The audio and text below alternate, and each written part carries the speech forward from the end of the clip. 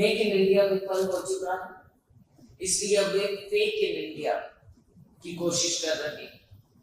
अपनी घोर विफलताओं को छिपाने के लिए ये झूठी कहानी बढ़ी जा रही है।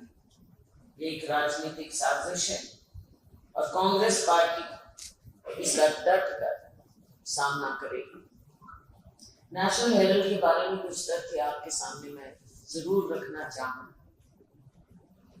1937 में पंडित जवाहरलाल नेहरू ने ब्रिटिश कॉलोनियलिज्म शासन के से लड़ने के लिए एक उपकरण के रूप में नेशनल हेरल्ड अखबार शुरू किया था 1937, जिसके हिंदी और उर्दू संस्करण नवजीवन और कौमी आवाज शीर्षक से प्रकाशित होते थे। इस अखबार के पीछे दूरदर्शी महात्मा गांधी, सरदार पटेल, पुरुषोत्तम दास टंडन, आचार्य नरेंद्र देव और रफी अहमद किदवई थे।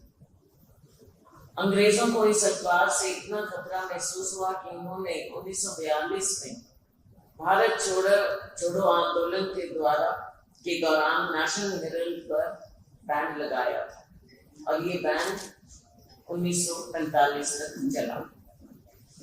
अखबार का प्रबंधन करने के लिए 1937-38 में एक गैर लाभकारी नॉन प्रॉफिट कंपनी के रूप में एसोसिएटेड जर्नल्स लिमिटेड (AJL) का गठन किया गया था। ऐसी कंपनी लाभांश वितरित नहीं करती है, वेतन नहीं दे सकती या शेयर धारकों के लिए लाभ नहीं कमा सकती। ये एक कैरेक्टर है इस कंपनी का। इसके शेयर व्यक्तिगत लाभ के लिए नहीं बेचे जा सकते और अगर ट्रांसफर किए जाते हैं तो उन्हें केवल किसी अन्य नॉन प्रॉफिट कंपनी को ही जाता है। AJL अपनी स्थापना के बाद से लगातार अस्तित्व में है। 1937-38 AJL के पास, कृपया नोट कीजिए, AJL के पास 6 शहरों में दिल्ली, पंचकुला, मुंबई, लखनऊ, पटना और इंदौर में अचल प्रॉपर्टीज, इमूवेबल प्रॉपर्टीज हैं, लेकिन केवल लखनऊ में ही इसकी अपनी संपत्ति है ये AJL।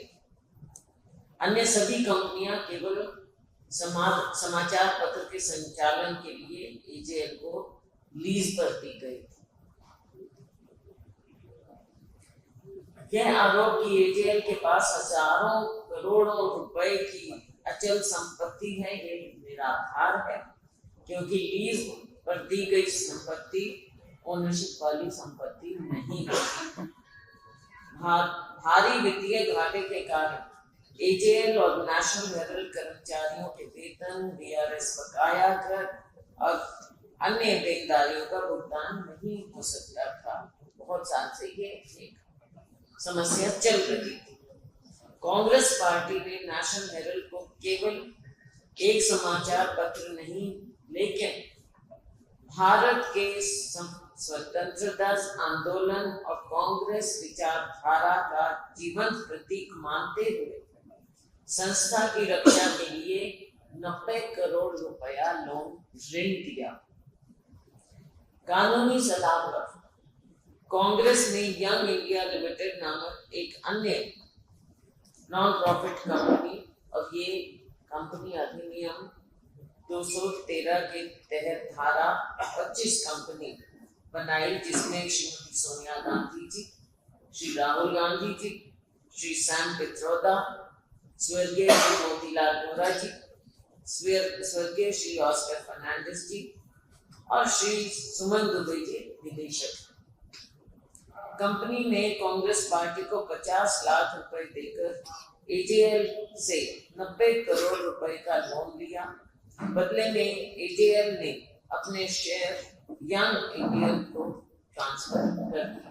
ये भी एक कंपनी लॉ प्रैक्टिस है, आमतौर पर ऐसा किया जाता है।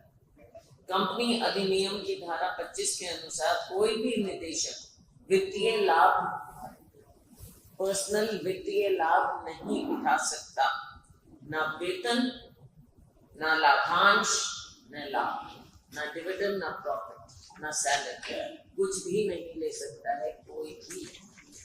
तो इसमें पर्सनल लाभ कुछ नहीं हुआ है। 213 में सुब्रमण्यम स्वामी ने कोर्ट में केस दायर किया जिसे उन्होंने 2020 तक जारी रखा, कृपया नोट कीजिए। हालांकि जब उन्होंने मोदी और शाह की आलोचना शुरू की तो सरकार अपने आप को इनसिक्योर, असुरक्षित महसूस करते हुए सरकार ने अपना केस शुरू कर दिया।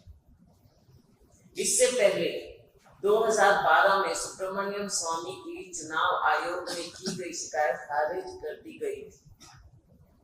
चुनाव आयोग ने फैसला सुनाया कि जन प्रतिनिधित्व अधिनियम की धारा 29B और 29C के तहत इस बात पर कोई प्रतिबंध नहीं है कि कोई राजनीतिक दल अपने फंड का इस्तेमाल कैसे कर सकता है। ये इलेक्शन कमीशन ने उस समय बता दिया था। कांग्रेस ने आधिकारिक फाइलिंग में लोन की घोषणा की थी बकायदा, और लेन देन को सार्वजनिक किया था। ये पब्लिक डोमेन में कांग्रेस पार्टी दे चुकी है ये सारी बातें।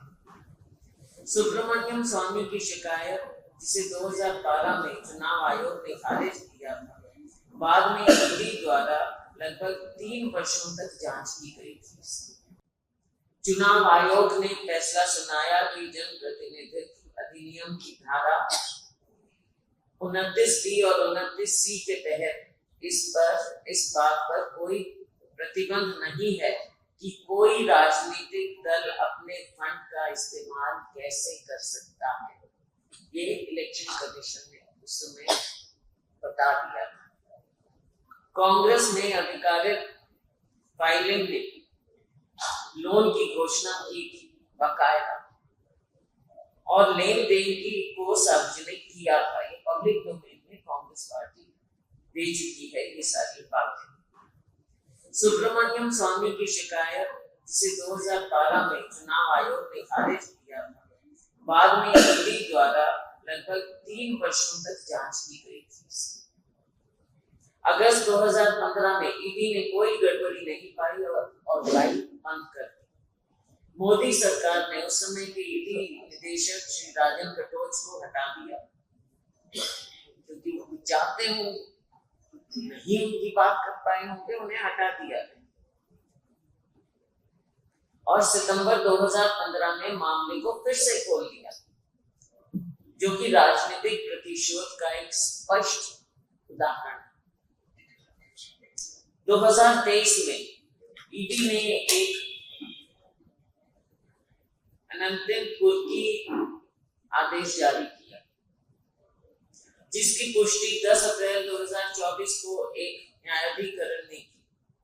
तब ईडी के पास चार्जशीट दाखिल करने के लिए 365 दिन थे। ये भी कृपया बड़े ध्यान से सुनिए।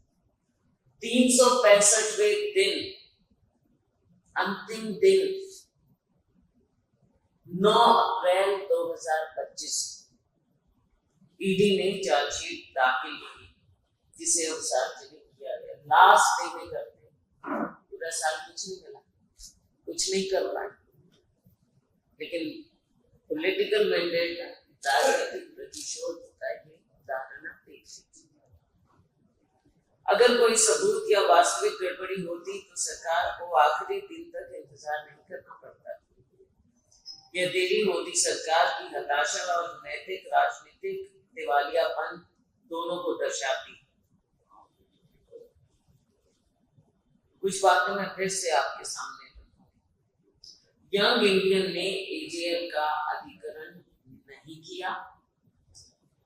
एजेएल अपनी सभी संपत्तियों, प्रकाशनों और परिचालनों का स्वतंत्र रूप से स्वामित्व और प्रबंधन करना जारी रखता है। एजेएल के 700 शेयर धारकों द्वारा स्वीकृत ऋण से इक्विटी रूपांतरण के बाद ही यंग इंडियन शेयर धारक बना। यंग इंडियन धारा 25 के तहत नॉन प्रॉफिट कंपनी है। इसके शेयर धारक जिनका मैंने अभी आपके सामने नाम रखा, मैं फिर से रिपीट करूंगी, ना वेतन, ना प्रॉफिट, ना डिविडेंड, ना ले सकते हैं और ना ही अपने शेयर बेच सकते हैं।